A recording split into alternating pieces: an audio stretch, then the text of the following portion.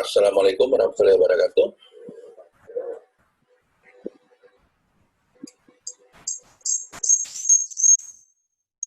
Tes.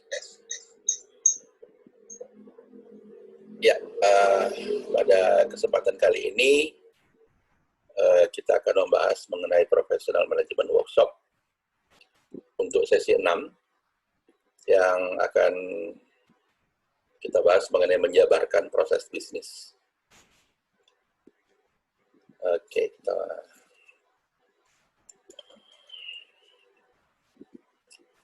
ya.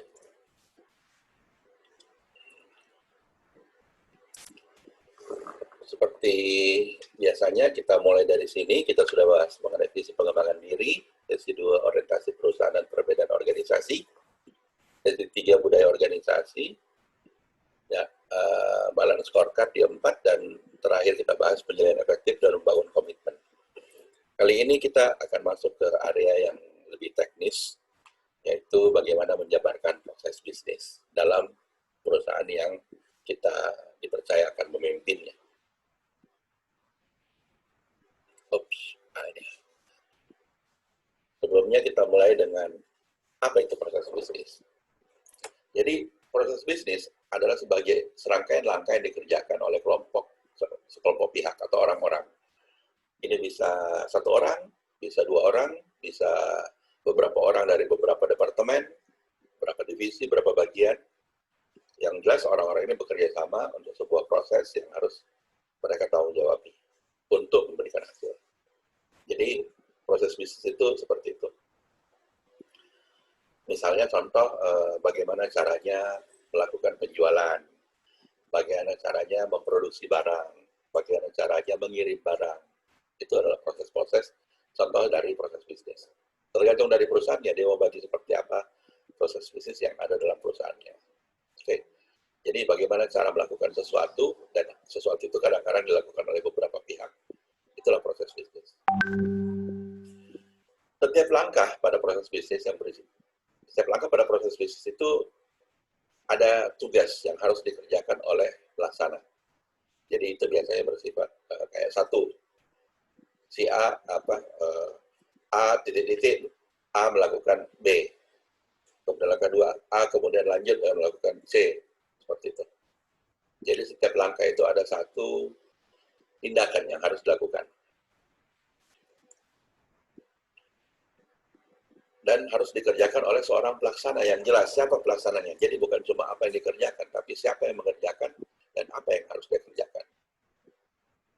Dan kalau teman-teman menyadari, proses bisnis ini sebenarnya adalah hal yang mendasar sekali dalam bagaimana kita mengelola bisnis.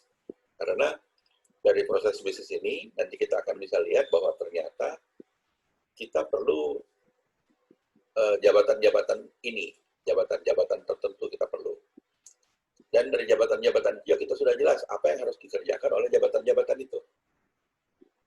Kemudian itu juga bisa melihat dari proses bisnis juga bisa dilihat apa target dari setiap langkah itu. Sehingga larinya nanti bisa ke, kalau tadi kan perekrutan, syarat-syarat kemampuan yang harus dimiliki untuk bisa menjalankan proses ini, itu syarat perekrutan. Atau kalau memang nggak ada yang memenuhi syarat, ya sudah diterima yang paling dekat, tapi harus dilatih. Nah, jadi dia juga menjadi target dari pelatihan atau pengujian. Kemudian proses bisnis ini juga kalau dia punya target, kalau orang yang mencapai target, ya diberikan ganjaran atau reward, atau gaji, atau bonus. Kemudian, karena dia juga punya target, targetnya ini kalau tidak tercapai, orangnya harus diberi peringatan, atau dilatih, atau bagaimana. Jadi, dari proses bisnis ini larinya bisa kemana-mana. Oh ya, dia juga menentukan bagaimana struktur organisasi dari perusahaan harusnya. Jadi perusahaan yang benar itu bukan membuat struktur organisasi, baru membuat proses bisnisnya. Itu kurang tepat. Pertama bikin dulu proses bisnisnya, baru kemudian bikin struktur organisasi yang bisa mendukung pelaksanaan proses bisnis tersebut. Kenapa? Karena memang dasarnya perusahaan itu di proses bisnis. Dan keunggulan sebuah perusahaan dibanding perusahaan lain juga dilihat dari proses bisnisnya. Apakah prosesnya lebih baik daripada perusahaan lain atau sama saja? Kalau prosesnya sama saja, biasanya hasilnya juga sama saja. Oke, Jadi disinilah sebenarnya keunggulan dari sebuah perusahaan. Bagaimana dia melakukan proses-proses dalam bisnisnya sehingga hasilnya bisa lebih baik dari perusahaan lainnya. Oke, kita lanjut. Terus mengapa kita perlu belajar mengenai proses bisnis? Ini ada beberapa alasan kenapa kita perlu belajar. Yang pertama, proses bisnis itu akan membantu semua orang dalam organisasi untuk mengetahui mana pekerjaan yang benar-benar penting. Saking pentingnya itu diaturkan bagaimana caranya dikerjakan. Oke. Kemudian karena ini sudah diatur, akibatnya penggunaan resources, sumber daya, penggunaan waktu, penggunaan orang, tentu akan lebih teratur. Dan akibatnya meningkatkan efisiensi dari pekerjaan. Selain daripada itu, ini juga menyederhanakan komunikasi antar orang atau bagian, terutama untuk yang harus bekerja sama untuk menyelesaikan sebuah proses. Misalnya contoh, kerjasama antara bagian penjualan dan bagian pengantaran untuk proses pengantaran barang ke pesanan customer. Atau pesanan customer yang sudah selesai dibuat, mau diantar, itu perlu koordinasi yang erat antara setiap orang di bagian penjualan dan orang di bagian pengantaran atau distribusi. Tentu kalau cuma 1-2 kali orderan pengantaran sih masih bisa dikomunikasikan, tapi kalau sudah banyak sekali orderan pengantaran, itu tidak perlu lagi dikomunikasikan, harusnya tinggal laksanakan aja prosesnya. Dan orang-orang sudah tahu apa yang harus dilakukan berdasarkan proses yang sudah disepakati. Akibatnya, proses komunikasinya antar bagian atau antar orang ini jadi sederhana. Ini juga memperjelas tanggung jawab, penanggung jawab maksud saya. Jadi, sudah jelas bahwa langkah 1 dikerjakan oleh si A, langkah 2 juga dikerjakan A, langkah 3 baru dikerjakan si B. Nah, jadi kalau langkah 1 tidak dikerjakan, orang nggak bertanya-tanya lagi, siapa yang harusnya kerjakan? Itu sudah jelas, pelaksananya adalah si A. Kalau langkah 3 tidak dikerjakan, sudah jelas si B nggak kerja. Jadi, di sini ini memperjelas siapa yang bertanggung jawab atas suatu pekerjaan. Jadi nggak ada salah menyalahkan lagi. Nggak perlu cari-cari siapa yang harus dikerjakan, dan kalau sudah dikerjakan, siapa yang harus bertanggung jawab. Dan ini juga akan menghindarkan kita dari kekacauan operasional, karena semuanya sudah jelas, semua orang sudah ngerti apa yang harus dilakukan. Kalau mengerti mengenai proses bisnisnya, sehingga tidak perlu lagi setiap kali ada tugas kita berembuk bagaimana caranya untuk pekerjaan dikerjakan, karena itu sebenarnya akan bikin kekacauan. Kalau sedikit order masih bisa di-meetingkan, tapi kalau sudah banyak orderan atau banyak pekerjaan yang harus dikerjakan, itu tidak boleh terlalu sering lagi. Dan itulah versi lain dari kekacauan operasional. Proses bisnis juga itu akan menstandarisasi langkah 1, langkah A, langkah B, langkah C. Tidak boleh langkah B, baru langkah A, baru langkah C. Jadi jelas, ini harus A dulu, baru B, baru C. Nggak bisa dibalik-balik. Prosesnya jadi standar. Dan tujuan dari standarisasi proses ini adalah agar hasilnya juga standar. Jangan kadang-kadang pelayanan kita baik, kadang-kadang pelayanan kita buruk, kadang-kadang bagus sekali, kadang-kadang buruk sekali. Kita mau standar di baik. Atau standar di baik sekali. Dibikin standar, jangan fluktuatif. Karena customer sebenarnya membeli ke kita, kalau untuk kali kedua, kali ketiga, itu istilahnya repeat order, itu karena sudah mengharapkan hasil yang sama dengan pembelian sebelumnya. Atau mereka sudah punya harapan terhadap kita. Sudah ada image atau brand mereka. Brand kita sudah melekat di otak mereka. Kualitasnya kayak begini, saya harap datang kedua juga kualitasnya akan seperti itu. Dan itu hanya bisa tercapai kalau proses bisnisnya sudah terstandarisasi. Oke, berikutnya. Bagaimana cara menerapkan proses bisnis? Yang pertama adalah kita harus pikirkan dulu apa tujuannya. Misalnya contoh proses bisnis untuk penjualan. Tujuannya apa? Tujuannya adalah memuaskan kebutuhan customer sehingga apa yang mereka butuhkan bisa kita penuhi dengan baik. Misalnya contoh seperti itu. Mengapa perlu dibuat proses bisnisnya? Ya, itu juga kita perlu jelaskan. Misalnya, untuk contoh tadi, agar satu customer itu tidak didatangi oleh beberapa sales dari kita. Oke, contoh misalnya, Customer A sudah datangin sama sales 1. Terus besoknya datang lagi sales 2. Minggu depan datang lagi sales 3. Mereka bilang, apa-apaan nih? Kenapa sih? Kayak tidak ada koordinasi aja, contohnya seperti itu. Jadi mengapa perlu dibuat? Untuk menghindari miskomunikasi antara para petugas penjual, dan juga untuk menghindari kesalahpahaman di pihak calon pembeli, misalnya seperti itu. Bagaimana kita tahu jika proses ini berhasil bekerja? Ya, kita lihat dari tujuannya.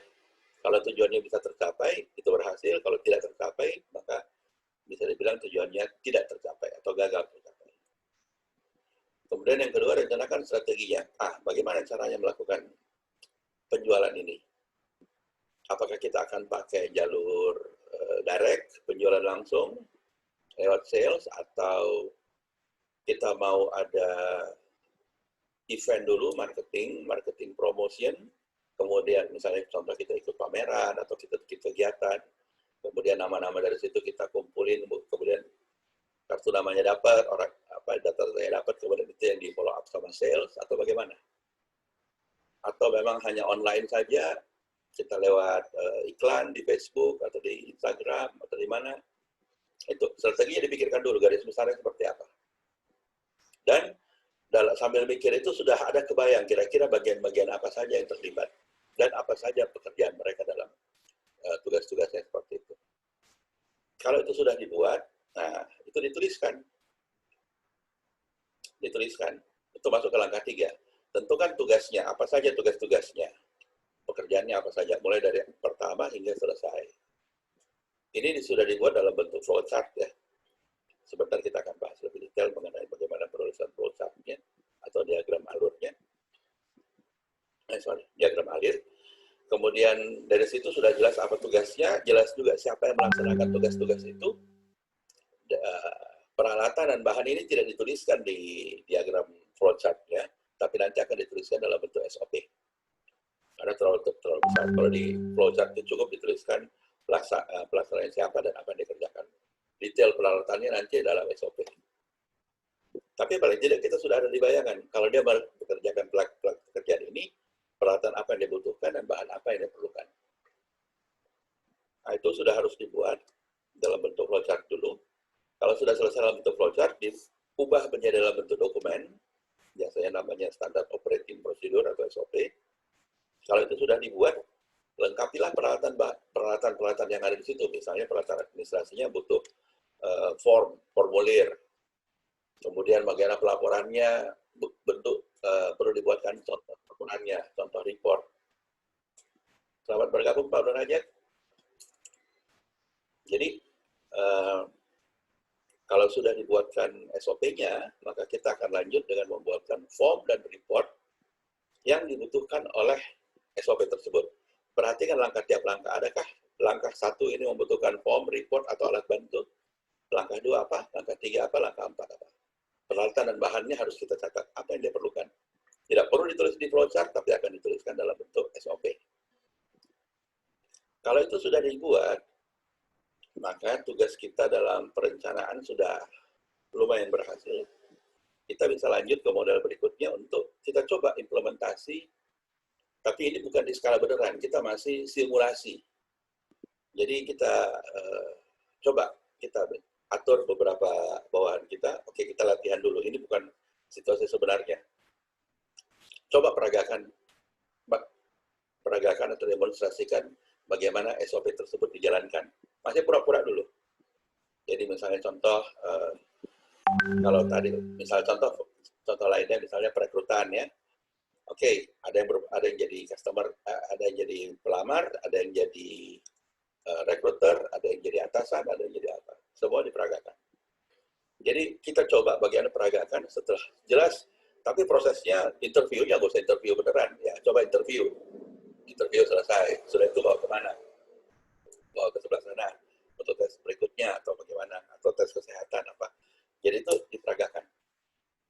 Tapi bukan isinya ya, tapi hanya alurnya saja diperagakan. Ini kita tes skala kecil karena untuk menyamaratakan pemahaman dari kepala si perancang, biasanya kan itu jelas di kepalanya perancang ya. Tapi kepada teman tim yang lain belum begitu jelas. Nah, ini disebarkan dengan cara simulasi seperti ini. Dengan begitu diharapkan bisa ada umpan balik, perbaikan. Bagaimana sebaiknya supaya bisa lebih cepat lagi kerjaannya. Oke, jadi itulah gunanya kita adakan tes skala kecil. Dan biasanya pada saat kita adakan tes skala kecil atau simulasi ini, banyak sekali terdapat kekurangan-kekurangan yang perlu kita pelajari. Atau bisa saja muncul ide, oh ternyata proses ini tidak perlu seperti ini, bisa diubah misalnya, atau diperbaiki. Itu dia. Jadi jangan langsung diterapkan, tapi dicoba dulu simulasinya. Perbaiki jika ada kekurangan. Jadi setelah simulasi, semuanya tim tadi berkumpul kembali untuk melakukan perbaikan. Kalau perbaikannya sudah dilakukan, maka kita lanjut ke langkah berikutnya, kita laksanakan prosesnya.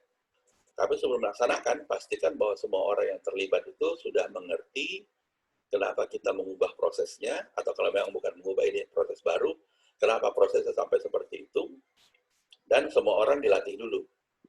Ya, dilatih dulu, dipastikan bahwa mereka semua sudah punya peralatan yang dibutuhkan, bahan yang dibutuhkan, kemampuan yang dibutuhkan, waktu yang dibutuhkan, dan juga jangan lupa payung hukumnya. Paling tidak sudah ada perkenan dari manajemen bahwa kalau memang Anda manajemennya, ya sudah dari Anda untuk segera dilaksanakan. Oke? Jangan dimulai kalau misalnya masih ada yang kurang. Misalnya mereka belum punya sistemnya, belum bisa login misalnya. Atau form ini belum ada, report ini nggak ada, belum ada. Ya, jangan dulu. Adakan dulu, semuanya sudah siap. Begitu sudah siap, orangnya diuji, sudah mampu laksanakan, oke, baru laksanakan. Dan semua ini harus dilakukan secara cepat. Kenapa? Karena proses bisnis ini adalah jantungnya perusahaan. Jangan sampai proses bisnis kita itu adalah proses yang inferior atau terbelakang dibanding proses bisnis dari kompetitor kita. Akibatnya, kompetitor kita akan melaju lebih cepat dan akan menyapu kita. Jadi proses bisnis ini harus segera diperbaiki, dilaksanakan implementasi. Setelah itu, sudah mulai berjalan, kita selaku atasan perlu memonitor hasilnya. Bagaimana prosesnya, analisanya, bagaimana terutama tren-trennya, di bagian mana biasanya stuck di pekerjaan, bagian mana yang lancar, bagaimana yang lambat, kenapa sampai lambat, apa yang perlu dilakukan, dan sebagainya. Setelah semuanya sudah berjalan lancar, maka langkah ketujuh adalah perbaiki prosesnya. Jangan puas dengan proses yang sudah ada, karena itu tadi persaingan kompetisi bisnis. Jika Anda sudah berhenti memperbaiki prosesnya, sementara kompetitor baru, mungkin bukan kompetitor lama ya, tapi muncul kompetitor baru yang prosesnya jauh lebih bagus, itu akan membuat perusahaan kita akan bubar. Contoh paling gamblang ya bagaimana perusahaan transportasi biasa itu dihajar sama perusahaan transportasi online. Itu karena memang yang beda proses bisnisnya secara mendasar beda. Nah, itu dia. Jangan sampai kalau kita tidak memperbaiki proses bisnis kita yang akan digilas sama pendatang baru yang proses bisnisnya jauh lebih bagus. Kenapa? Proses bisnis itu memungkinkan customer-nya mendapat biaya yang lebih murah atau pelayanan lebih baik atau pelayanan lebih cepat atau tiga-tiganya. Kalau sampai itu yang terjadi, sudahlah, kita gulung tikar, udah pasti tuh. Maka tugas kita jangan lupa harus selalu memperbaiki proses bisnis kita. Oke, lanjutnya. Ya. Ini ada contoh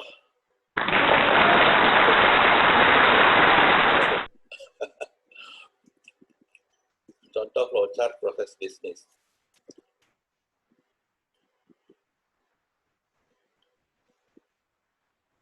Wah, lama juga ya.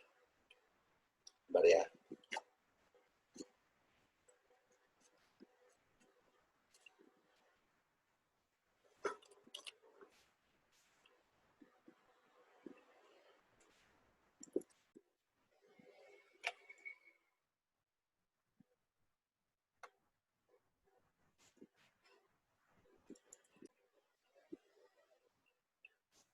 Ini bisa kelihatan ya. Ini adalah sebuah proses bisnis yang saya pernah buatkan buat customer saya bertahun-tahun yang lalu. Ini contoh aja. Mereka sudah ubah kok, jadi sudah ada model barunya, jadi tidak apa-apa kalau dijadikan contoh. Jadi ini adalah proses staffing. Proses staffing itu adalah proses untuk mengadakan karyawan, rekrutan, seleksi, kemudian orang itu di masa percobaan, kemudian menjadi karyawan tetap. Itu batasannya staffing. Jadi pertama, untuk ini saya harus pikir dulu, waktu itu saya pikir, apa tujuannya staffing ini? Tujuannya adalah menyediakan karyawan. Oke. Kemudian kalau tujuannya untuk menyediakan karyawan yang kompeten, seperti itu, mulainya dari mana, dan siapa-siapa saja pihak yang terlibat. Nah, di situ saya mulai dengan ini dulu, bahasanya, manpower plan, perlu ada perencanaan orang.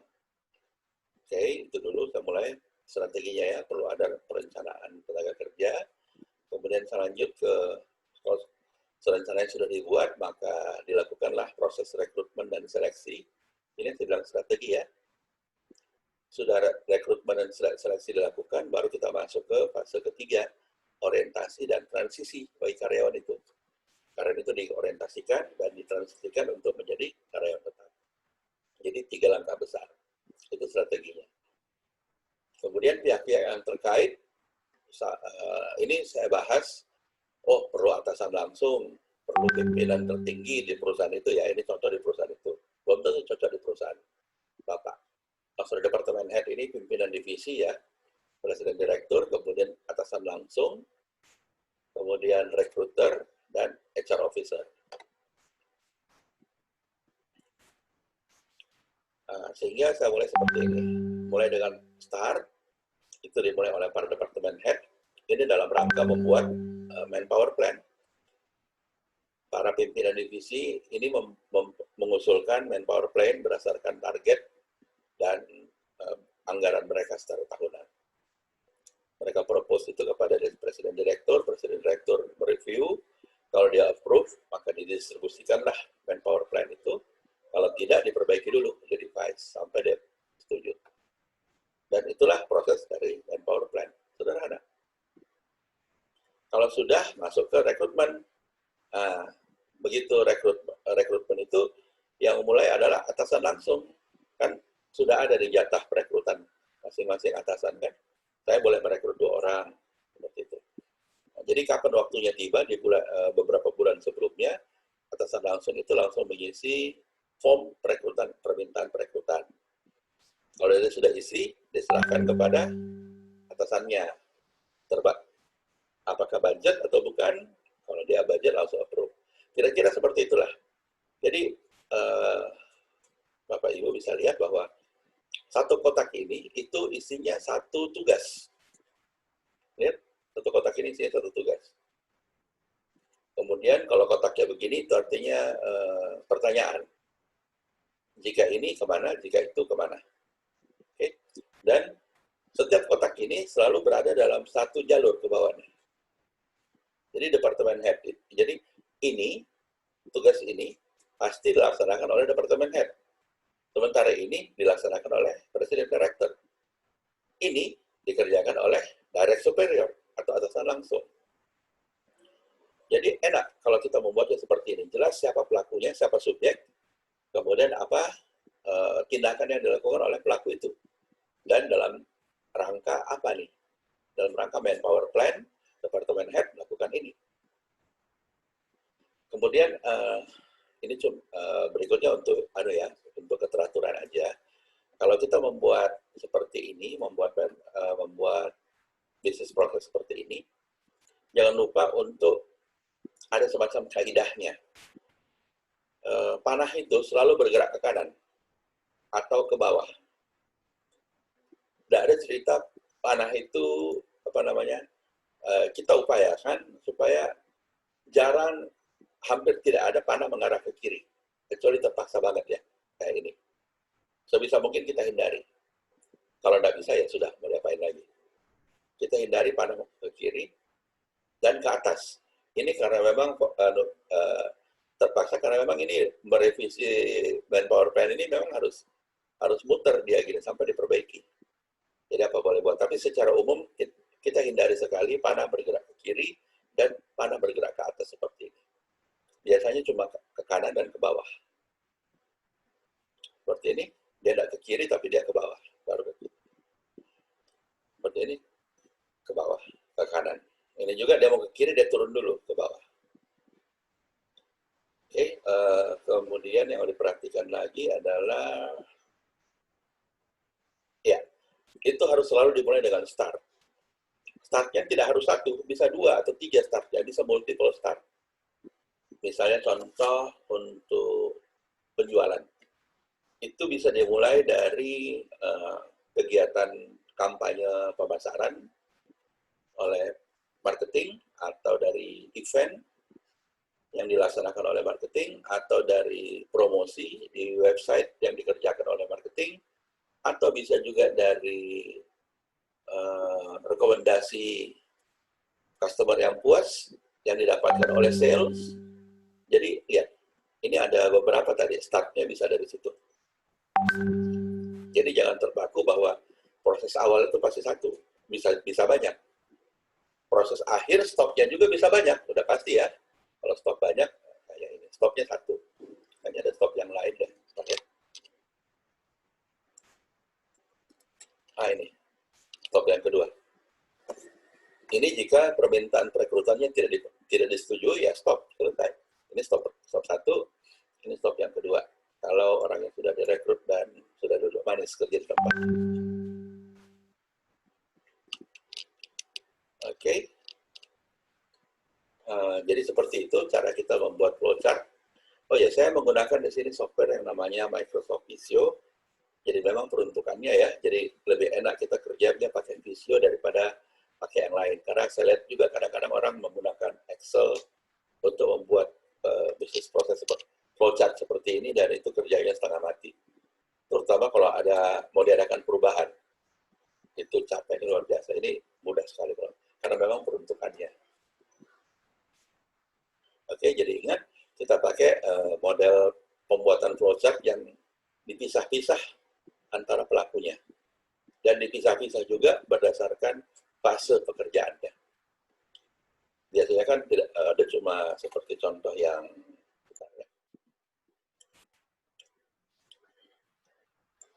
ya, contohnya misalnya yang ini nih.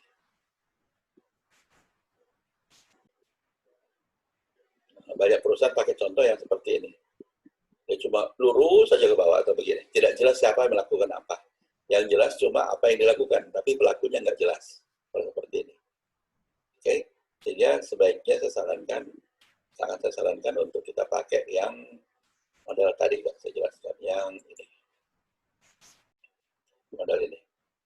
Ini namanya business process modeling. Jadi kita modelkan bisnis prosesnya. Nah, kalau sudah jadi seperti ini, sebenarnya sebagian besar pekerjaan sudah selesai. Tinggal kita lengkapi dengan peralatan, bahan, waktu, apa segala macam. Jadi itu bisa kita lengkapi dalam bentuk SOP. Oke? Jadi sangat mudah kerjaan kita dalam bentuk SOP. Misalnya contoh ya, langkah pertama di SOP, Department Head propose manpower plan based on annual target and budget. Itu satu. Yang kedua, lihat aja panahnya kemana. Nah, ini dua. President Director review the proposed manpower plan based on annual target and budget. Yang ketiga, if the President Director agree atau approve the manpower plan, then Department Head distribute manpower plan. If President Director doesn't agree, then the Department Head must revise the manpower plan. Kira-kira kayak begitu. Jadi ini sudah menjadi langkah-langkah yang tinggal kita tuliskan dalam bentuk dalam bentuk format Microsoft Word lah, dalam bentuk dokumen biasa. Tapi sudah jelas ini 1, 2, 3 kalau yes, 4 kalau no, kemudian 5 sudah pindah ke ini ya, recruitment and selection. 5, direct superior melakukan ini, lanjutannya ke sini. Jika ini setuju, maka ini. Jika tidak setuju, maka ini. Seperti itu. Itu jadi Enak sekali pekerjaan kita kalau membuat SOP, kalau pakai cara seperti ini. Ini saya bukakan SOP-nya dulu ya. Contoh SOP.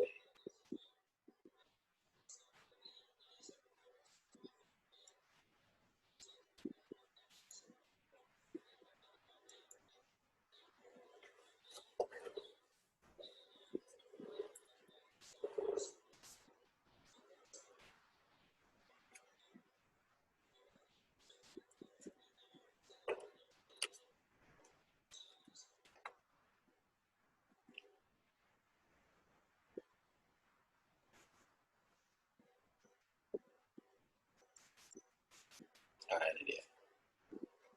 Oh ya, ini saya sengaja, belum tershare ya. Share yang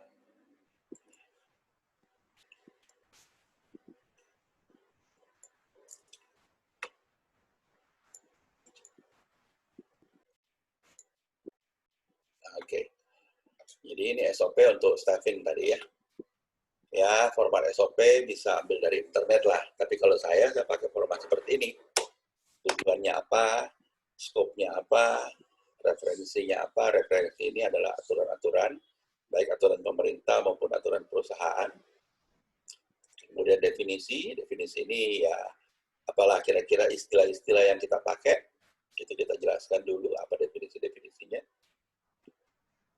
Kalau sudah, baru langsung masuk ke flowchart-nya. Flowchart-nya tadi tinggal copy paste saja ke sini, selesai. Flowchart-nya seperti ini. Kemudian biasanya kan orang yang visual, kemampuannya visual, dia akan lebih mudah pelajari flowchart. Tapi ada orang yang lebih suka kalau di dalam bentuk tulisan seperti ini. Ada juga yang lebih gampang mengerti, makanya kita akomodir semuanya. Dan, langkah berikutnya kita bikin responsibility. Responsibility ini adalah kalau kita mau melihat SOP tadi berdasarkan pelaksananya. Misalnya saya ini departemen head. Ngapain aja sih apa saja sih yang harus saya lakukan? Saya ngapain aja contohnya gitu. Maka ini jelas, semua yang harus dikerjakan departemen head ini. Oh, departemen head itu nanti dia akan propose manpower plan bagi departemennya berdasarkan target ke presiden direktur. Oke. Saya juga sebagai departemen head akan merevisi jika diperlukan. Departemen head akan mendistribusikan manpower plan-nya kepada timnya, seperti itu. Departemen head juga akan menyetujui permintaan request permintaan orang dari timnya, seperti itu. Jadi ini dibagi berdasarkan responsibility dari setiap peran yang ada di atas. Oh ya, peran itu harus orang ya, nggak boleh departemen. Harus orang, maksudnya harus jabatan. Jadi jelas siapa pelaksananya, bukan departemen finance, bukan departemen HR misalnya, bukan. Tapi harus langsung siapa yang duduk di situ. Oke? Jadi seperti itu. Jadi ini responsibility adalah tugas-tugas tadi di atas dibagi berdasarkan posisinya atau jabatannya. Itu gampangnya tinggal lihat ini. Departemen head dia ngapain aja? Lihat aja di semua kota-kota ini. Inilah kerjaan dari departemen head. Oh, lagi nggak ada. Presiden direktur ngapain aja? Lihat aja semua kotak ini. Ngapain dia? Oke? Direct superior, atasan langsung ngapain? Lihat nih. Nah, gampang kan kerjanya kalau sudah begini. Kalau sudah dibuat berdasarkan di cluster menurut orangnya atau pejabatnya, proses berikutnya adalah kita cluster menurut hierarkinya, menurut kronologinya, maksud saya. Nah, ini dia langkah yang tadi. Kalau flowchart tadi kalau dibuat dalam bentuk tulisan dia akan seperti ini. Departemen head mempropose manpower plan dari departemennya kepada presiden direktur mereview dan membuat adjustment. Dan ini dibagi berdasarkan fase-fasenya. Ada manpower planning, recruitment selection, dan lain-lain. Jadi pada dasarnya, responsibility dan proses description itu adalah hal yang sama. Cuma sudut pandangnya aja dibagi. Kalau ini berdasarkan orangnya, kalau ini berdasarkan proses description, berdasarkan kronologisnya. Yang mana yang harus duluan. Yang mana duluan dikerjakan, dan menunggu apa sesuatu baru kerjakan. Jika sudah dibuat seperti itu, tinggal buat related document. dokumen-dokumen apa yang diperlukan untuk bisa mengerjakan hal ini. Manpower planning form, karena ada tadi disebutkan di atas. Formnya mana? Mana form yang harus diisi oleh orang-orang departemen head untuk membuat rencana kerja, rencana perekrutan ya, rencana kebutuhan orang maksudnya.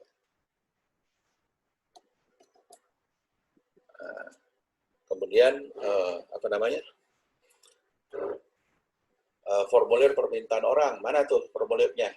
Jadi kita selaku pembuat sistem, membuat proses, bisnis proses, ini setelah mengidentifikasi apa semua dokumen-dokumen ini, checklist apa segala macam, suratnya, ini contoh lagi, aplikan bank data form, mana nih formulir bank data pelamar, contoh iklan lowongan kerja, form interviewnya mana, laporan progres seleksinya bagaimana. Setelah kita identifikasi ya kita buatkan bagaimana contohnya. Sehingga kalau ini sudah dibuatkan baru dicoba disimulasikan bagaimana dilaksanakannya. Oke. Kalau sudah ya ini dokumen kontrol, diisilah dokumen ini siapa pengarangnya, siapa pembuatnya, siapa yang terlibat, posisinya apa segala macam. Format ini banyaklah contohnya di internet, bahkan mungkin Bapak Ibu juga sudah punya di tempat masing-masing ya. Kalau enggak, banyak kok di internet, tinggal ambil aja salah satu contoh. Dokumen kontrol ini pada dasarnya berguna untuk mengetahui perubahan proses ini dulunya seperti apa, sekarang menjadi apa, sehingga orang ngerti perubahan-perubahan apa yang sudah dilakukan. Oke, saya kira itu mengenai apa namanya proses bisnis ini. Apakah ada yang mau ditanyakan? Silahkan.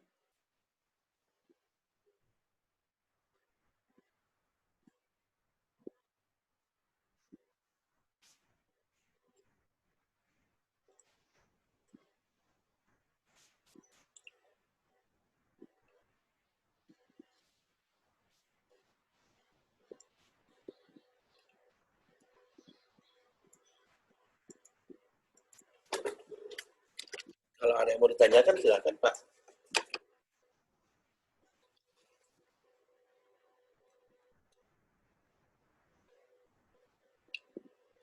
Oke, kalau memang sudah jelas seperti itu, oh ya, apakah ada mau dibuatkan Pak Nuh Hajat sempat membuatkan contoh kah?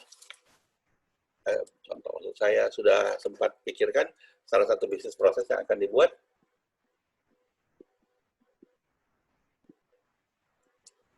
Kalau ada boleh kita bahas. Tapi kalau tidak ada sudah jadi juga tidak apa-apa. Oke, kalau memang sudah semuanya, saya ucapkan terima kasih banyak atas sesi malam ini. Insya Allah mudah-mudahan ilmu ini bermanfaat. Mohon maaf jika ada kesalahan. Saya tidak ada maksud, saya tidak ada maksud untuk melakukan hal apa, menyinggung perasaan Bapak dan Ibu kalau ada. Tapi di sini saya cuma mencoba berbagi mengenai apa yang saya tahu mengenai proses bisnis ini. Oke, terima kasih banyak atas perhatian yang diberikan. Assalamualaikum warahmatullahi wabarakatuh.